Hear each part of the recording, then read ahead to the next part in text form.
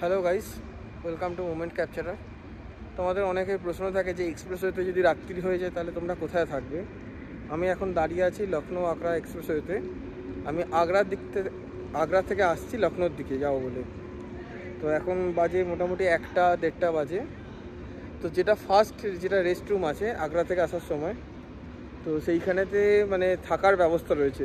যদি কেউ থাকার জন্য খোঁজো তাহলে আমি তোমাকে রেকমেন্ড করব যে বেকার কোনো কাট আউট দিয়ে ভিলেজ রোড বা অন্যান্য শহরে না গিয়ে ডাইরেক্ট এখানে চেষ্টা করবে যদি রেস্টরুমে থাকা যায়।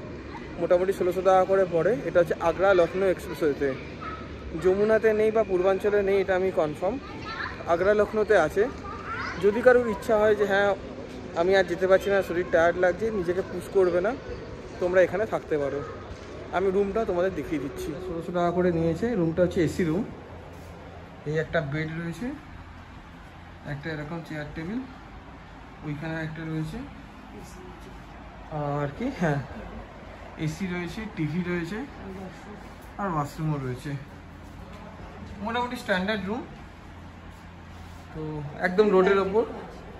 ও আচ্ছা, ব্যালকনিও আছে নাকি? বাহ, ভালোই। গাড়ি দেখা যাচ্ছে। ব্যালকনি মানে লক করা নাকি? ওই যে দূরে আমাদের গাড়ি দাঁড়িয়ে আছে, দুটো গাড়ি সাইডে দাঁড়িয়ে আছে। তো ঠিকই রয়েছে আমাদের। আর এই হচ্ছে ফুড কিং প্লাজা।